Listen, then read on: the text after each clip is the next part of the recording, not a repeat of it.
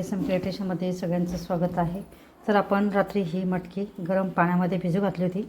तर आता असे आपण सकाळी तिला बांधून ठेवायचं किंवा आपण असं मोकळ्या चाळणी जरी ठेवलं तरी अशी छान आपल्या मटकीला मोड आलेले आहे. इथे बघू शकता. अशा पद्धतीने आपण मटकीला किंवा वाटाण्यांना हरभऱ्याला अशा रात्री पाण्यात भिजू घालायचं गरम पाण्यामध्ये आणि सकाळी रुमालामध्ये किंवा मग अशा चाळणीमध्ये जरी ठेवले आपण तरी अशी छानपैकी अशी मोड येते. नंतर आपण ही मटकी आपण भाजीसाठी किंवा उसळ बनवण्यासाठी वापरू शकतो. तर ही टीप आवडली असेल तर लाईक करा, शेअर करा, चॅनलला सबस्क्राईब करा. व्हिडिओ बघितल्याबद्दल धन्यवाद. इथे बघू शकता इथे बघू शकता अशी आपली छान मटकीची उसळ तयार झालेली आहे.